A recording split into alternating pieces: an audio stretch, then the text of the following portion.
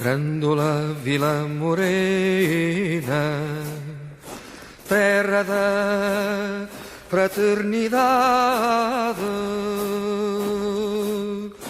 o povo é quem mais ordena dentro de ti a cidade, dentro de ti a cidade, o povo é quem mais ordena, terra da fraternidade, Grândola Vila Morena.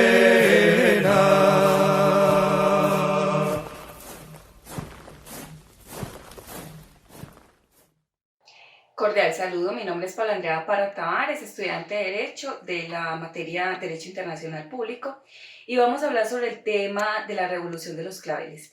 Después de escuchar esa hermosa canción llamada Grândola Vila Morena, voy a contarles un poco de la historia de por qué la Revolución de los Claveles. Bueno, se dio en 1974, el 25 de abril, en Portugal. Esta revolución comenzó por unos militares rebeldes izquierdistas y también cansados de la dictadura que ya venía hace pues, más de 40 años, gobernada por el señor Antonio de Oliveira Salazar. Entonces, ese 25 de abril en la Plaza de Lisboa se encontraban aquella cantidad de personas en protestas por ese cambio que deseaban, ese cambio popular a ya su independencia, a su democracia, ¿cierto? Entonces, en ese día en las calles se encontraba la señora Celeste, una camarera que llevaba un ramillete de claveles, y un militar se le acercó, le pidió el favor que si tenía un cigarro, y ella le dijo, no, tengo este clavel, y se lo entregó. El militar, cogió el clavel y lo ubicó en el arma, en el fusil que llevaba. Inmediatamente los demás que estaban ahí cerca hicieron el mismo gesto y se fue regando la ola de puros claveles que determinaba de que se quería era una revolución pacífica, y realmente se dio. La verdad, pues las muertes fueron muy pocas. Bueno, ya para entrar en contexto frente al tema y en ese conversatorio de la revolución de los claveles, entro a la siguiente pregunta: ¿qué papel juega Portugal en el contexto internacional? Y es el proceso de descolonización y consiguiente plena incorporación internacional institucionalizada, la apuesta de Portugal por una descolonización ordenada y por la plena integración al mundo del derecho internacional. Le valió inicialmente ser Estado miembro no permanente del Consejo de Seguridad de las Naciones Unidas en 2 ocasiones.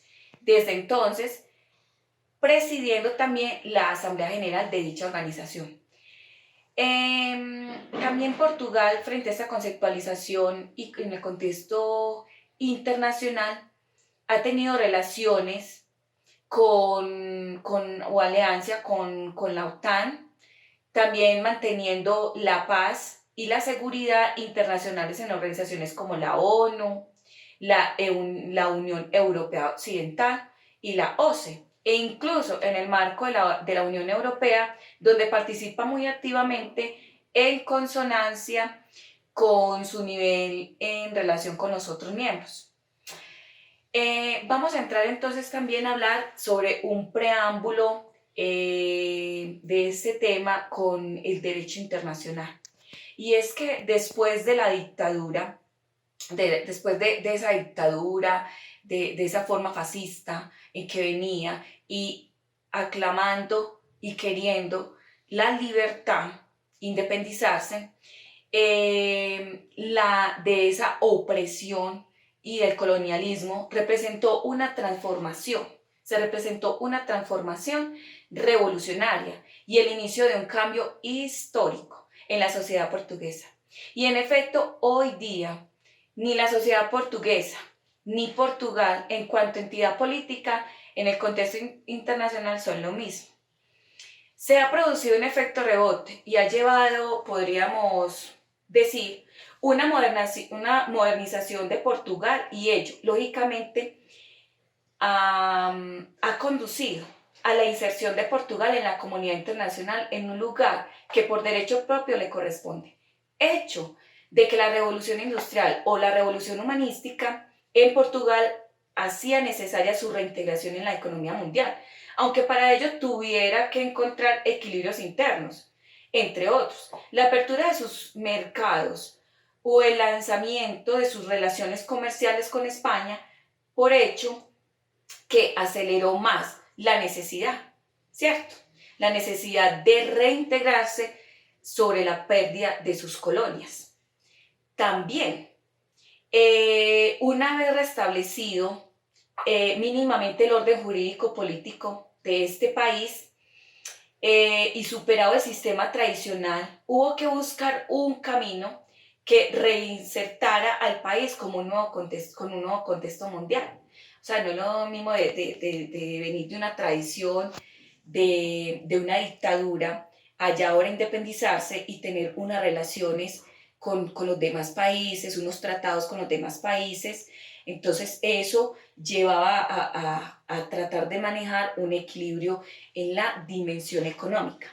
También frente a esta dimensión económica y manejar ese equilibrio, la apertura de la sociedad portuguesa implicaba la aceptación de una orientación externa que redujera la capacidad de decisión del poder nacional, ya que esa función orientadora, al facilitar la definición de líneas políticas internas, disminuye el margen del conflicto, por lo que el proceso de integración contribuye a un mayor equilibrio social, pero a pesar de su evidente importancia, las comunidades europeas podían, como se dice, representar el único camino de Portugal hacia la modernidad. Entonces, a un contexto sobre controversias internacionales.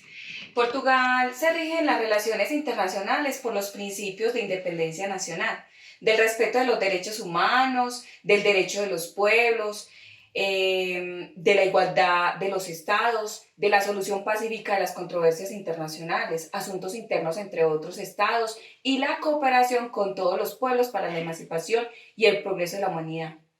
Portugal preconiza la abolición del imperialismo, del colonialismo y de cualquier otra forma de agresión, dominio y explotación de las relaciones entre los pueblos, así como el desarme general, simultáneo y controlado, la disolución de los bloques políticos militares y el establecimiento de un sistema de seguridad colectiva, con vista a la creación de un orden internacional capaz de asegurar la paz y la justicia en las relaciones entre los pueblos. También entre esas controversias internacionales encontramos que Portugal reconoce el derecho de los pueblos a la autodeterminación e independencia y al desarrollo, así como el derecho de la insurrección contra todas las formas de opresión.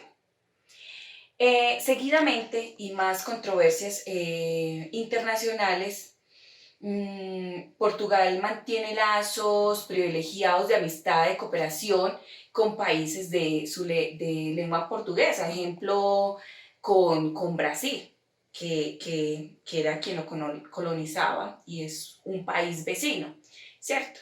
También Portugal se compromete en el refuerzo de la identidad europea y en el fortalecimiento de la acción de los derechos de los estados europeos en favor de la democracia, la paz, el progreso económico y la justicia en las relaciones entre los pueblos.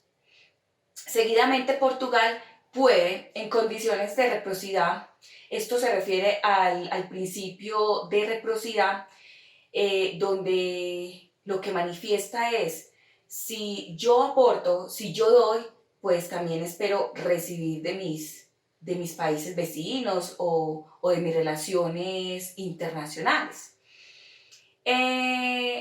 Esto quiere decir de que Portugal juega un nuevo papel en la sociedad internacional, como ha dicho su ministro de Asuntos Exteriores. Las coordenadas de la base de la política exterior portuguesa resultan de considerar a Portugal como una nación europea, poseedora de una identidad histórica y cultural bien definida, con plena adhesión a los principios y valores humanos, políticos, culturales y económicos de Europa. Simultáneamente es una nación detentora de una fuerte vocación marítima. ¿Por qué detentora de esa fuerte vocación marítima? Porque inicialmente esa era la función que más manejaba Portugal. Como conocemos y vemos en nuestro mapa, Portugal está en el centro de muchos países y pues tiene la facilidad, la flexibilidad de trascender en su vía marítima y encontrar pues el océano Atlántico, el mar Mediterráneo y países vecinos donde puede pues tener como sus relaciones internacionales. Y para finalizar, ahora sí, frente a este conversatorio sobre la revolución de los claveles, pues quiero pues como entrar en un análisis o analicemos. ¿Cómo reconoce Nono Severiano Teixeira Portugal, país europeo? Es también un país atlántico, potencia pequeña, semiperiférica y con una sola frontera terrestre. Portugal vive siempre un equilibrio geopolítico inestable entre la presión continental y una alternativa marítima. Ahora bien, sería temerario ver los aspectos de la política exterior de Portugal. Por eso pues como que me limito en este análisis y reflexivo solo en algunos campos, porque pues es bastante amplio y me parece que en ese sentido, que los más comprensivos en la situación de Portugal en el contexto internacional se dan en el campo de las Naciones Unidas, los asuntos de seguridad y defensa, la Unión Europea y por las particularidades especiales que tiene y por el campo geográfico en el que se hace este análisis. Las relaciones hispano-lusas también es otro de los puntos pues que se hace relevancia y por esa razón me dirijo solo en estos aspectos, pero explica, espero que sí, para ustedes compañeros y profe, explica perfectamente su restricción material. Muchas gracias.